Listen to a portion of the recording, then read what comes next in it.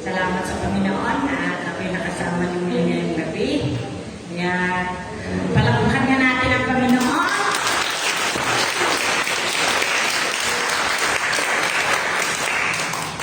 Tawa naman ako kang mamuhay. Tanda na ba ako? Pero sa totoo lang, tama nga naman siya. Kasi si Kapeli, si Malikita, sila, sino ba yung mga kabats ko? Ayan, si Maring Ludi. Wala na yung iba eh. Nauna na sila sa Panginoon. Kaya, umaga sa gabi kong ito, ay naalala din natin sila dahil anniversary. Yung mga dati natin nakasama, mga masipag na mga misyonera, mga misyonero, nauna na sila sa piling ng Panginoon. Malapit na rin pati ang bista ng patay. Kaya, aalalahanin natin yan. Isang linggo pa natitira sa buwan na October. Ayun na, bista ng patay. Tapos Pasko na. Ang pakabilis ng panahon. Ganun kadali talaga. Pinabibilis na yata ng Panginoon. Malapit na ang kanyang pagdating. Kaya, tama yung ating embracing the challenge. Yakapin natin. Huwag natin pilitawan. Maiksi lang naman yung aking mensaheng minihanda dahil sobrang maraming ginagawa. Itong oras na ito talagang busy ako pag ganitong oras. Kaya bihira niyo ako. Hindi niyo ako nakakasama ng midweek mula nung namasukan na yung kapalit ko, yung siya yung nag-aasikaso lagi doon sa bahay. Pumapasok na ng trabaho kasi kailangan na ng mga anak. Tatlo ang anak niya, nag-iisa lang siya nagtatagulo. Purihin ang Panginoon. Sa gabi pong ito, tayo ay manalangin muna. Amang Diyos, makapangyarihan sa lahat. Malapit kami ngayong gabi, Panginoon, sa iyong banal na trono ng biyaya. Hihingi kami, Panginoon, ng karunungan, ng wisdom para maunawaan namin, O Diyos, ang nais mo iparating sa amin, sa bawat isa sa amin. Lord, samahan po kami ng iyong banal na Espiritu ngayong gabi at patuloy na linisin mo po ang puso ng bawat isa sa amin. Patuloy, Lord, na kami humihingi ng tawad at papakumbaba sa iyong banal na harapan. Upang sa gabi pong ito, Panginoon, maging karapat-dapat kami, O Diyos, sa lahat ng iyong biyaya na isasabog ngayong gabi. Patuloy po, Lord, kumilos ka sa iyong kaparaan. Kaya, Panginoon, maraming salamat, Lord, sa iyong pagpapatawad at patuloy na ang iyong mga salita ang siyang maging gabay namin at turuan mo po ang bawat isa sa amin. Maging ako, Panginoon, tunay po, Diyos. Nagpapailalim kami, Panginoon, sa iyong kapangyarihan. Ikaw ang mataas, Panginoon, ngayong gabi. At patuloy maghari ka sa puso ng bawat isa sa amin. Ito ang aming samang dalangin sa pangalan ng Panginoong Jesus. Amen and amen. Yan. Ibinasi ko na lang din sa ating tema na how do, yung mga embracing the challenge. How do we embrace the challenge that God gave us this year at saka sa darating pang panahon? Paano natin yayakapin o kaya gagampanan, accepting the challenge, embracing the challenge. Yeah. May tema ito na parang magmimisyon din kasi ano ba yung challenge na binibigay ni Lord sa atin? Diba ang bawat isa na may Kristo sa puso ay may responsibilidad sa mundo para ihayag ng salita ng kaligtasan ng Panginoon. Kaya kayang-kaya na mag-share kahit na simple lang. Paano ka rin nakatanggap sa Panginoon, paano ka naligtas, ganun din ang i-share mo sa kapwa mo. Hindi mo kailangan yung marami pang proseso o kaya kasimple lang. I-share mo lang kung paano ka naligtas. Kaya ang aking titulo na inilagay ay Pray and Preach. Bakit kaya na ganun? Kasi pag tayo puro pray lang at walang kumikilos na mag-preach, makakapakinig kaya yung mga hindi nakakakilala sa Panginoon? Diba hindi, no? Pagka puro lang tayo pray, wala naman lumalakay na nagsishare ng salvation sa mga tao na hindi pa nakakilala sa Panginoon. At nakitungay kayo sa atin sa Mark 16 verse 15 at yun yung ating pag-aaralan. Sa Mark 16 verse 15.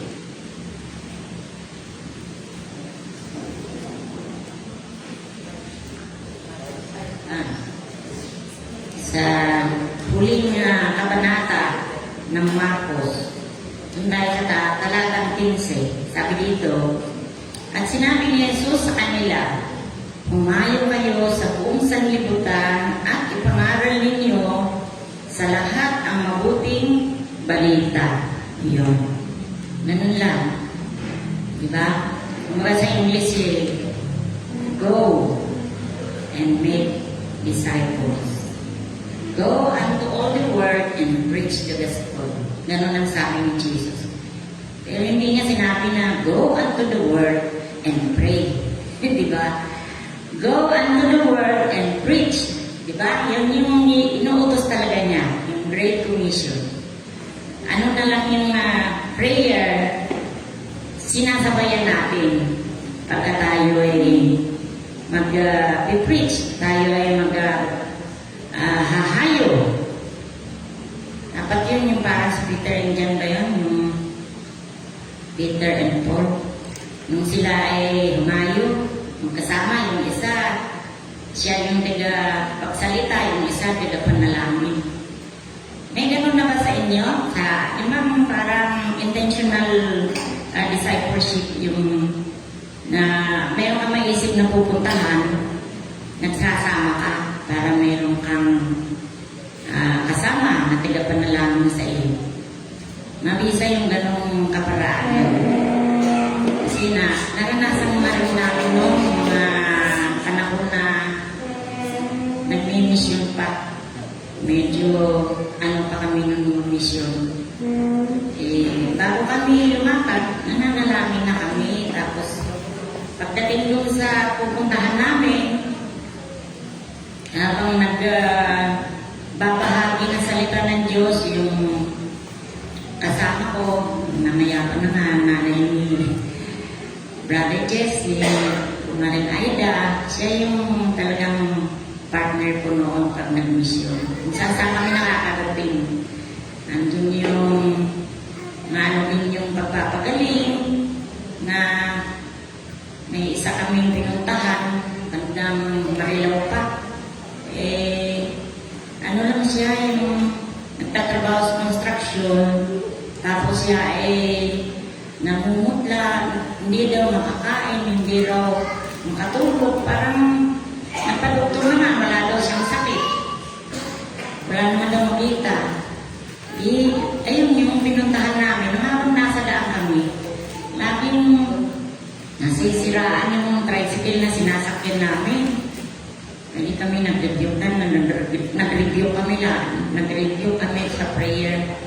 Inano namin na talagang matuloy kami dahil kailangan ng tao yung panalangin at saka makilala niya ang Panginoon. At awan mo ng Diyos, umayos yung sinakyan namin. Kasi yun, makailang beses na huminto. Ayaw kami patuloyin. Pero nung kami nakarating doon, umpisahan na namin na na umawit kami ng umawit, kahit dadalawa kami, kumanta kami ng kumanta. Tapos yung tao na, yung lalaki na yun, binata pa yun, pero may karamdaman, hindi siya makapagtrabaho dahil na din sa naramdaman niya. Isinend na yung gospel, tapos tinanong, niniwala ko sa Bible, pero lang yung opo, sabi niya. Tapos nung inipo siya ng banal na espiritu at nung tuwang-tuwa kami din nung balitaan ko na kung ano nangyari, nakabalik na daw siya sa trabaho, masigla na siya. Kaya ganun kumikilos ang Diyos pagka mayroon talaga lumalakad para ipangaral ng kanyang salita. Hindi lang dito sa iglesia, kundi kahit saan ka dalhin ng Panginoon. Sabi nga dun sa Gawa 4:8 ba yun? Kahit saan makarating, ipinabahagi ang salita ng Diyos. Hindi niya sinabi na go unto the world and pray. Naniniwala ako sa panalangin. Talagang malakas kapag ka may panalangin. Pero kung hindi natin samahan ng aksyon, pagkilos, humayo tayo, kung may maisip tayo na pwede natin puntahan na natin para mahuli na ang lahat. Meron na minsan ay sayang, hindi ko napuntahan, matay na pala. Yung mga ganun ba? Sayang, hindi ko nabahagi na ng salita ng Diyos. Kaya, sabi nga ng mga Panginoon, doon sa Mateo 9:37 hanggang 38, yun yung sinabi niya na kailangan din ng manalangin. Sagana ang aanihin, ngunit kakaunti ang mag-aani, sabi ng Panginoon. Sa verse 38, sabi niya, idalangin ninyo sa may-ari ng anihin na magpadala siya ng mga manggagawa sa kanyang aanihin. Ibig sabihin, doon tayo talaga manalangin. Doon sa may-ari. Sino ba yung may-ari ng aanihin? Iba ang ating Diyos Ama na nasa langit. Kaya sabi ng Panginoong Hesus, idalangin ninyo sa may-ari ng anihin na magpadala siya ng mga manggagawa sa kanyang aanihin. Kaya gawin natin ng sabay yung tayo humayo at sabayan ng panalangin. Kaya may nananalangin, mayroon naman humahayo. Yung mga senior na katulad ko, pwede na sa kanila yung sila tagapanalangin. Tapos yung mga medyo malakas-lakas ang tuhod, sila naman yung humahayo. Alam niyo na ba yung maglakad kayo ng isang pala? Diba? Pagka gaganyan-ganyan ka. Mahirap, diba? Parang gano'n yung sitwasyon nitong pray and preach. Pag naglalakad ka na isang paalang gano'n, hindi ka makakarating ng mabilis ng pupuntahan mo. Walang magagawa, diba? Kung isang paa lamang ang maglakad, mahirap maglakad pagka gano'n. Kaya pareho, ibang ganyan, pray and preach, ay mabilis, mas mabilis at mas malayo ang ating mararating. At sabi nga, kung wala raw mangangaral ng salita ng Diyos, walang makakapakinig, diba? Kaya mahalaga yung mayroon talagang nangangaral kasi lalo kung hindi man lang nakakarinig yun ng tungkol sa kaligtasan, diba? Mahirap din. Pupunta siya sa impyerno nang wala siyang kaalam-alam.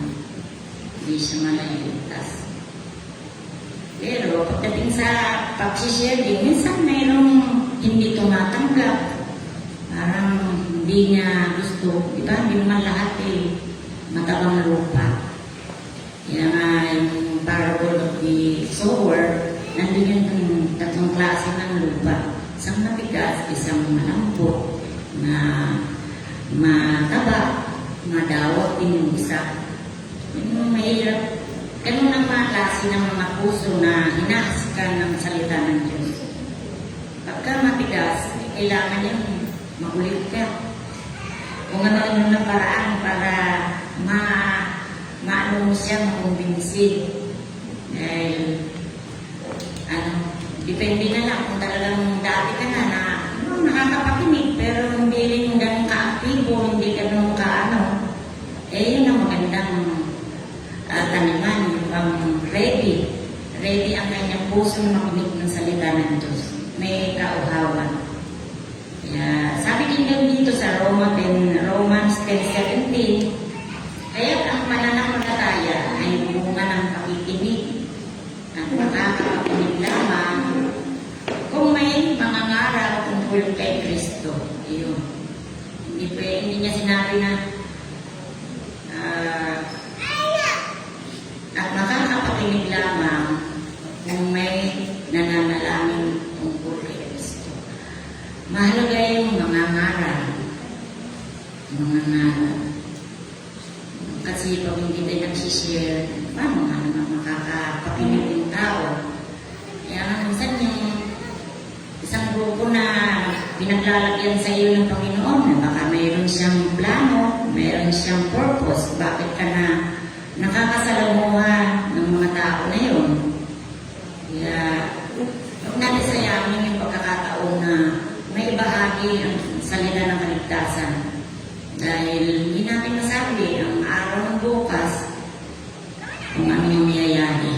Kasi ang kaligtasan ay hindi bukas, kundi ngayon na. Kaya, ang bawat tao na may Kristo sa puso ay misyonero. Tayong lahat. Tayong lahat ba may Kristo sa puso? Amen. Ay, walang magsasabi na, hindi, wala pa. Hindi pa sa Kristo nakaupo sa puso ko. Kaya, tayong lahat, walang exception.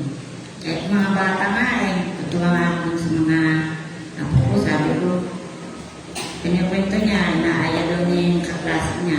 Gawin mo. Yan naman talaga ang dahilan kaya naglalay grupo. Diba? Para masanay, masiklina at matuluan kung paano mag-share. Dati naalala ko pagka ganyang tungkol sa misyon, may isang gawain na each one bring one. Nangyayari yung minsan-minsan magdala bawat isa ng kanyang Katulad yung ginawa natin ng back to church Sunday. Ganun. Minsan nagpo-posada, nagpo-concert, evangelization, tapos ngayon yung life groups. Maganda yun. Ng bawat kasali sa life group, pwede rin mag-aya ng mga hindi pa mananampalataya at isali. Mga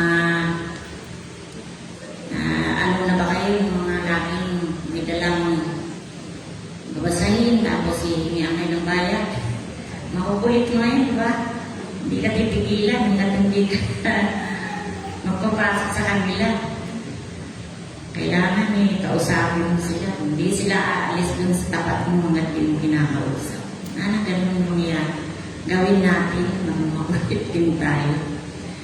Kaya, meron din iba na sumasampa sa bus, di ba? Ang lalakas ng loob. May boldness sila, hindi sila nahihiya. Nakakatuwa yung ganun. Kahit saan, kung saan sila inuusan ng Panginoon, ginagawa nila. Lalo na panahon ngayon, parang napapansin niyo ba, nagkakaroon ng revival sa buong mundo. Dami na, nagkakatipon-tipon. Dito sa atin, nagkakatipon dahil sa blood control corruption na yan. Pero, sana, the other way around, mag-ano na lang sila, manalangin at saka sama-sama ang mga anak ng Diyos. Para walang makakapigil sa atin sa pagsunod sa Great Commission, anong dapat gawin. Ibang patutuon natin sa buhay, ating ingatan. Ibang ayusin natin ang ating mga sarili. nga eh, para tayong salamin na tinitingnan nila kung para ka na rin kay Kristo, para ang kamukha mo na siya. Nakabantay na yung mga nasa paligid mo na binabantayan, pag ikaw nagkamali, yan, pwede ka nagbabible, ganun ka agad ang salita sa iyo. Nakita nila na, may ginawa kang hindi maganda. Nahiya. Ang Panginoon talaga napapahiya. Kaya ingatan natin ang ating mga patotoo sa buhay. Para walang makakapigil sa atin sa paghayo, sa pag-share. Hindi tayo mahihiya. Basta inaayusin na natin natin sarili. Sabi nga ng linggo, isa yun sa tinalakan ni Pastor Pong, yung disiplina sa sarili. Para tayong masundalo na may disiplina rin. Dapat yan. Kakaroon din tayo ng devotion, hindi man sa umaga, masyado kang gabol. Kahit anong oras naman ng araw, kailangan talaga tayo nananalangin. Isip tayo ng pwede natin puntahan para sira. Kasi si Lord naman diyan siya natutuwa pagka ang mga anak niya ay kumikilos, sumusunod sa kanyang mga utos. At ito yung dakilang utos, ang umayo at ipahayag ang salita ng kaligtasan. Kaya sama-sama natin gawin ang pinagagawa sa atin ng Panginoon. At yung hindi tayo magkakasya dito sa kapilya. Naniniwala ba kayo doon? Amen. Hallelujah. Yun yung vision talaga ng bawat manggagawa. Na mapuno ang church. Magkaroon ng 3 service. Nakaingit nga yung ibang church na kakatapos na yan mamaya, meron na naman. Hanggang sa hapon yun. Siguro yun yung sekreto nila. They pray and they preach. Yeah, let's do it, sabi niya. Just do it, sabi niya. Yeah. Sabi nga dito sa Judas 1 verse 22 to 23, kahabagan ninyo tulungan ang mga nag-aalinlangan. Sagipin ninyo ang nasa apoy. Ang iba na may kahabagan ninyo, ngunit mag-iingat kayo, kasuklaman ninyo pati ang mga damit nilang tigmak ng kahalayan. Agawin daw natin sila sa apoy. Bilang kasi kawawa, eternal damnation yung pupuntahan nila kapag hindi natin sila na nasakit. Simpleng lang naman, mahal ka ng Diyos. Lalo na pag alam mo na talagang puno ng problema, yun yung magandang pasukan, yung puno ng problema. Sandali lang yun. Tingnan mo, hindi umiiyak pa yun kung nasiran mo. Kasi meron ako nung nandiyan sa bandang baba sa 69. Pumapasok pa ako noon, tapos yung asawa, lagi kong kasabay yung lalaki pumapasok sa Manila kasi yun. Pinakiusap niya sa akin, puntahan mo nga yung asawa ko. Bakit? Kagabi ka, muntik nang magpasagasa sa bus, dito raw sa Misapa. Bakit naman? Hindi sa laki siguro sa problema dahil alam mo na nagpapaaral, siguro sa kolekto, ganyan. Putakot ang mga gastusin. Mahina yung kanyang kalooban siguro na mag-isip ng mga problema. Kaya parang gusto na niya makasan ng kanyang buhay, magpasagasan na lang sa bus. Mabuti daw, nasundan niya kaagad. Andyan na yung bus talagang sa papasagasa siya, nabulot na lang daw niya. Kaya sabi ko, sige, pagkagaling ko sa trabaho, yung hapon din na yun, dumaan na ako sa kanila. Huwag natin sayakan yung panahon pagka may mga ganun. Dahil yung tao, yung mga makaawa sa akin, awa ng Diyos nung pinunta ko, binahaginan ko sa Epeso, yung tungkol sa panalangin, idulog mo lahat at papalitan ng Diyos ng higit pa doon sa iniisip mo, sabi nga, yung peace of the Lord, bibigay na sa iyo. Kaya mahalaga yung gawin natin, gampanan natin yung ating mga papel bilang mga anak ng Diyos. Kaya, we should be a devoted disciple. So, ganyan, naalala ko yung tinuro ni Pastor Bong noong linggo na learn from Christ's work, lives in Christ's community, practices Christ's discipline, and bears Christ's fruit for God's glory. Yan naman ang huli. Kailangan tayo ay may bunga. May bunga na po ba kayo? May bunga na. Masarap pagka may bunga na. Tapos may mga abo kapas pa ng palataya.